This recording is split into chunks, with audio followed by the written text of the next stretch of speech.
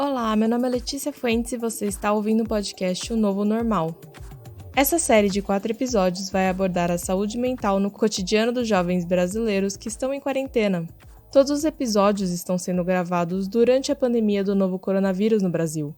A cada publicação, vamos trazer relatos sobre temas comuns no dia a dia, com foco na saúde mental. Isso inclui desde estudar e trabalhar de casa, manter relacionamentos à distância, até reflexões sobre o futuro do Brasil e do mundo. O colunista da UOL, Jamil Chad, definiu bem a situação que estamos vivendo no primeiro episódio do podcast Geração P. Ele diz: existe uma crise dentro da crise. Existe uma pandemia dentro da pandemia. As quarentenas, o isolamento, a falta de abraço, a perda sem o adeus, tudo isso está gerando uma crise de saúde mental. E é tão grave que a Organização Mundial da Saúde passou a colocar as questões de saúde mental como parte do pacote de respostas à pandemia. Por isso, para o primeiro episódio de O Novo Normal, trazemos depoimentos sobre as mudanças na rotina e no estilo de vida trazidas pela quarentena. O significado de rotina mudou muito, nesse momento. Acho que todos os nossos hábitos ficaram vulneráveis a mudar. Se fosse uma quinta-feira normal, a psicóloga Nana Maluí provavelmente me receberia pessoalmente no seu consultório na Vila Mariana, a poucos passos do metrô Ana Rosa, na capital paulista. Mas em 22 de março, o governador de São Paulo, João Dória, decretou quarentena em todo o estado devido à pandemia do novo coronavírus no Brasil. Talvez por isso nossa conversa aconteceu por uma videochamada de WhatsApp. É como Nana atende hoje todos os seus pacientes.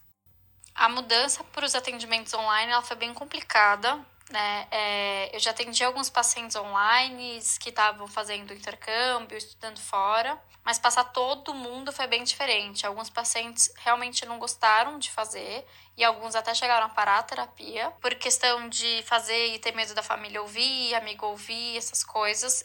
Nana é psicóloga formada pela PUC São Paulo desde 2016. Ela vem atuando na psicologia clínica desde então. Seu foco é o tratamento de jovens e adultos, mas ela chegou a fazer cursos mais específicos de terapias holísticas, transtornos de personalidade e psicofarmacologia. Agora, em 2020, era para ter começado a pós-graduação em psicossomática, mas foi interrompida pela quarentena. E a adaptação dentro de casa foi difícil em questão de trazer o trabalho dentro de casa. Eu brinco muito que eu entro e saio da personagem de psicóloga no consultório e entrar e sair desse personagem dentro de casa foi uma coisa muito difícil para mim. Nana diz que notou um aumento na procura por acompanhamento psicológico desde o início da quarentena. Isso é condizente com uma pesquisa conduzida pela Associação Brasileira de Psiquiatria, que revela que 47,9% dos psiquiatras entrevistados relatou crescimento na busca por consultas. Mas, segundo Nana, isso não necessariamente se reflete em um número maior de pacientes efetivos. A crise econômica e a própria dificuldade de atendimento em casa acaba afastando algumas pessoas, especialmente aquelas que dividem um ambiente com familiares. O estudo da BP, conduzido em abril, indica que 89,2% dos entrevistados apontaram piora no quadro clínico dos pacientes nas primeiras semanas de confinamento. No começo do isolamento, as pessoas estavam bem assustadas. Não existia tanta repercussão ainda que estava, então estava todo mundo muito assustado, porque era um movimento muito diferente que a gente nunca tinha imaginado. Agora, depois de mais de 2 meses que a gente já está nisso, a gente teve várias fases de angústias, de ansiedade, pessoas muito cansadas, pessoas que acabaram furando a quarentena em alguns momentos, e outros pacientes estão muito acostumados. Estão acostumando, tanto que já começou um movimento de pessoas preocupadas quando isso acabar. Qual você acha que é a maior preocupação nesse caso? Eu acredito que a maior dificuldade das pessoas tem sido lidar com essa incerteza, de não saber quando que acaba, como é que acaba, o que a gente vai poder fazer depois que isso acabar. A gente ouve muito falar voltar à vida, voltar ao normal, sem ter ideia de como vai ser essa vida, sem ter ideia quão normal vai ser isso. Então, eu acho que a dúvida, a falta de controle é o que deixa as pessoas bem angustiadas e ansiosas. Essa definitivamente é a maior preocupação da Juliana, estudante de recursos humanos de 23 anos. Ela está em isolamento social na sua casa, em São Bernardo do Campo, há mais de 2 meses com a mãe Rosana, que faz parte do grupo de risco. Rosana tem asma e bronquite. A gente não está indo no mercado, a gente está fazendo compra online, e o mercado entrega. Então, quando vem algum entregador, eu que vou, ela não vai nem no portão mais. E mudou alguma coisa na relação de vocês? O que a gente tá fazendo, assim, a gente não tem mais muito contato, porque, que nem eu falei, eu sou muito de abraçar. Nossa, eu abraço o tempo inteiro minha mãe, mas a gente não tem se abraçado. Assim, por ela ser do grupo de risco, eu não sei se isso é pouco pro que a gente deveria fazer, sabe? Mas esse é o jeito que a gente tá tendo. A minha mãe não sai desde fevereiro mesmo. Juliana conta que estava de férias viajando para Florianópolis com amigos uma semana antes de decretarem a quarentena no estado de São Paulo. Como eu tava meio fora, assim, eu não tava nem ligando muito pro que tava acontecendo, eu nem tava... Então eu não tava sabendo o quão sério tava já. Aí foi que a gente começou a perceber lá que, assim, as escolas estavam fechando, as universidades. Então, a gente falou, nossa, acho que tá meio sério, mas ainda assim, não tava percebendo o que tava acontecendo de verdade, sabe? E o que aconteceu quando você voltou para São Bernardo? Quando eu voltei, eu ia viajar de novo. Eu tava em viagem com os meus amigos e aí eu ia viajar com a minha mãe. Só que quando eu cheguei, minha mãe falou assim, a gente não vai mais viajar porque o negócio tá feio. E eu assim, não, imagina. Só que daí eu comecei a me tocar que o negócio realmente tava feio e aí eu não fui viajar. Minha chefe pediu pra eu já voltar de férias até um pouco antes do que ia acabar, porque tava com muito trabalho. Devido a tudo isso, a gente ia ter que fazer um monte de rescisão, porque muita gente já estava começando a demitir as pessoas, então eu ia ter que ajudar nessas coisas de rescisão dos funcionários e das empresas, né? Juliana trabalha como assistente jurídica em um escritório de advocacia. Logo depois de sair de férias, nem chegou a pisar mais no trabalho, pois a chefe levou o computador e as outras coisas para ela poder fazer home office. No trabalho, eu ficava muito... Só eu, né? E tem meus 2 chefes, então eu só falo com alguém no meu trabalho quando eles vão lá, que é quase impossível. Então, assim, pelo menos em casa eu tenho minha mãe para conversar, sabe?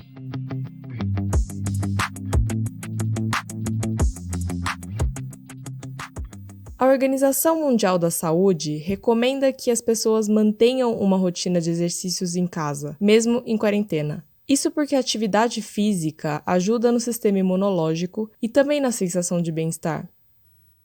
Ao mesmo tempo que a gente tem um ócio mental, a gente acaba se desgastando muito mentalmente, emocionalmente e psicologicamente, né? É só você ligar a TV que você já vai se desgastar essas 3 coisas. Porém, o nosso corpo ele não tá cansado. E além de ele não tá cansado, ele não tá produzindo hormônios como endorfina, a dopamina, a serotonina, que cuidam da nossa sensação de bem-estar, de prazer e até diminuição da ansiedade. Então, a atividade física, ela ajuda muito nisso, a equilibrar essas duas áreas da nossa vida. Então, para algumas pessoas, o exercício pode sim ser a saída para conseguir entrar na rotina, mas não é a regra. Isso foi um conflito que eu tive muito com redes sociais, com pessoas vendendo muitas ideias, né, em redes sociais de entrar no padrão, fazer atividade física, faz isso, faz aquilo. E eu acho que isso é mais maléfico do que benéfico, né? Eu acho que esse é um momento que a gente tem que focar em ficar bem a longo e curto prazo. Porque uma hora a preguiça também ela cansa, né? Uma hora essa pessoa, ela vai reagir. Você impor uma coisa pra pessoa antes dela reagir, às vezes, né, nesse momento tão delicado, é uma violência. Então, assim, deixa o tempo dela, né? A gente tem, infelizmente ou felizmente, a gente tem tempo pra isso.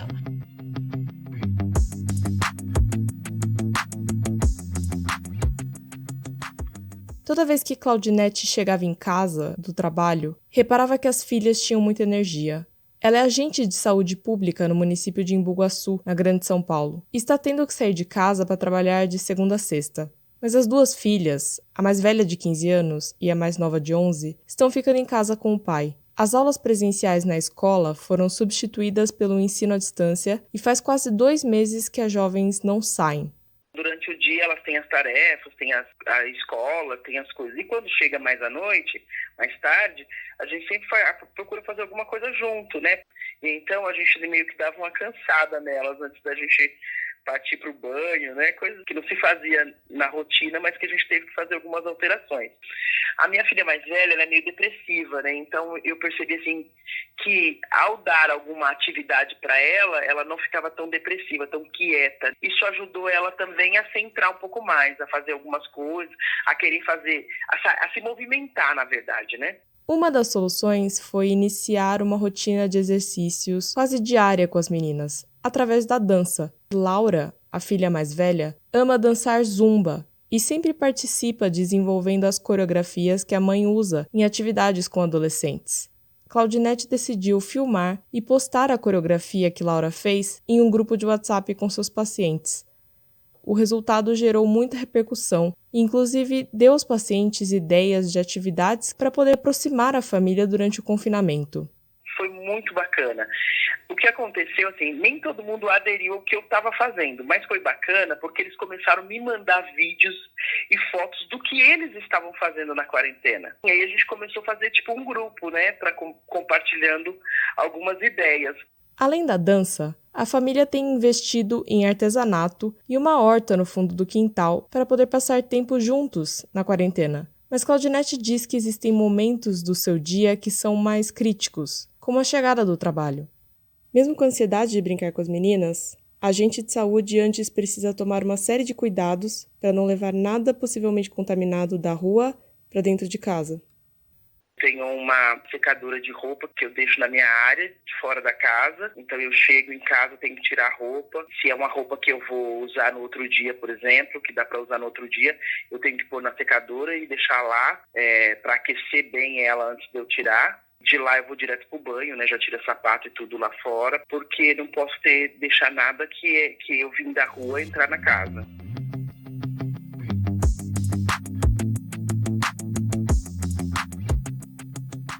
Frederico Melim tem 29 anos e vive há 6 em São Paulo. Ele é ator, produtor de uma série de televisão e, mais recentemente, youtuber. Olá de novo, novamente. Mais uma vez, eu sou o Fred e esse é o Fred Channel. Não é mesmo? Eu sei que faz tempo que eu não venho aqui, porém, sabe como é que é, não é mesmo? Ele nasceu em Natal, mas se mudou sozinho para a capital paulista para estudar teatro. Então, abandonou a faculdade de rádio e TV que fazia na sua cidade em busca da oportunidade. Antes da quarentena, ele estava participando das gravações de uma série. O que era um dia normal para você? Nossa, então... Não lembra? Não, nossa, super lembro, porque é impossível, eu não lembrava que era a única coisa que eu fazia, basicamente, que era trabalhar. Tirando as folgas que eu... Enfim, fazia aquela coisa normal, né? Tipo, sair, encontrar os amigos, beber, blá, blá, blá. Mas, em dia de semana, assim, normal, eu tava sempre trabalhando, porque a carga horária, principalmente de produção, assim, normalmente é muito alta. Então, tinha 12 horas diárias, assim, contando com o horário de almoço, né? E você perdia muito tempo se deslocando? Então, não tanto, na verdade. Eu moro no centro de São Paulo, na Santa Cecília, e era no Butantã, bem perto da estação. Então, sei lá, eu acho que eu levava uns 40 minutos, 45.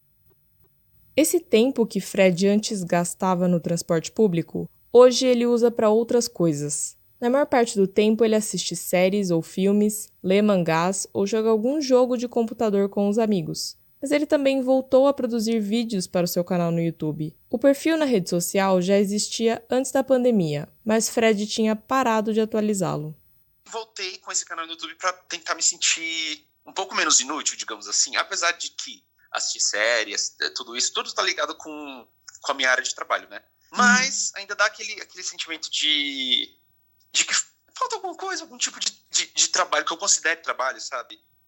E como tá o emocional agora?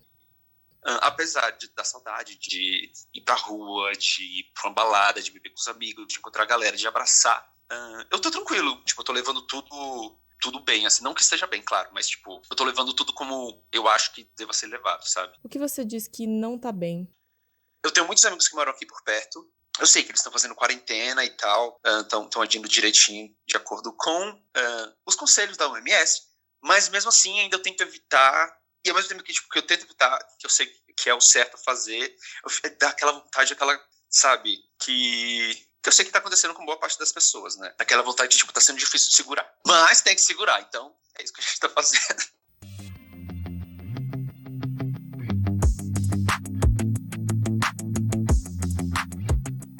Mas a agente de saúde Claudinete comenta que nem todo mundo está conseguindo controlar essa vontade. Na capital paulista, o índice máximo de isolamento social atingido foi de 59% na população, e logo abaixou, se manteve oscilando por volta dos 50%.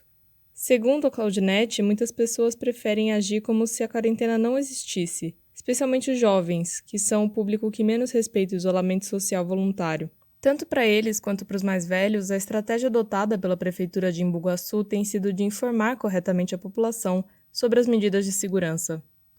Eu aposto muito no compartilhamento.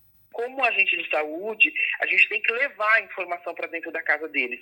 Alguns nem assistem televisão, outros, quando acompanha, se sabe, fica bem bitolado. Então, eu acho que a gente tem um papel de orientar mesmo, de tentar orientar mesmo a população, porque muitos estão perdidos. Então, quando chega nesse ponto, e a gente vê aumento de ansiedade, a gente vê paciente que estava super controlado, tudo bonitinho, de repente descompensou. Para a psicóloga Nana, passar muito tempo por dia em contato com notícias sobre a pandemia também pode ser prejudicial à saúde. A gente está num momento muito difícil, né? Economicamente, politicamente. E existem coisas boas acontecendo, né? Existem alguns canais, principalmente no Instagram, que é uma das redes sociais que eu mais uso, que estão focadas muito nisso, né? Então tem o lado bom das coisas, razões para acreditar. São 2 canais muito legais que eles compartilham notícias boas. Eu acho que a gente também está precisando entrar em contato com isso, mas a gente acabou perdendo a sutilidade porque a gente tem essa necessidade de se atualizar e saber o que está acontecendo, e a cada 2 minutos, 2 horas tem alguma coisa acontecendo, né? Então não é só uma ansiedade nossa, mas eu tenho recomendado para todos os meus pacientes, assim, acorda e entra no seu canal de preferência, em pessoas que você confia, lê tudo, ouve tudo, saiba tudo. Vai viver o seu dia, vai trabalhar, vai estudar. Quando acabar todas as funções, todos os deveres, responsabilidades, entra de novo. E daí você vai ver tudo o que aconteceu e entender que a gente pode até estar atrasado em algumas horas, mas a gente está fazendo parte de tudo que está acontecendo, sem a gente se tornar refém das informações e sem se cobrar tanto. Este foi o programa de hoje do podcast O Novo Normal. Se você gostou do conteúdo, não deixe de escutar os outros episódios da série. Todos os programas estão disponíveis no canal do Departamento de Jornalismo e Editoração da Escola de Comunicações e Artes da USP. Basta acessar o canal do CJE no YouTube. Se você está passando por um momento difícil, é recomendado que você procure uma linha de atendimento de emergência. Caso precise de apoio psicológico, você pode ligar para 188 e falar com o Centro de Valorização da Vida. Lembre-se sempre de cuidar da sua saúde física e mental, seguindo as orientações da Organização Mundial da Saúde e demais entidades responsáveis. Eu sou Letícia Fuentes e agradeço muito a companhia de vocês até aqui. Fique em casa e até o próximo episódio.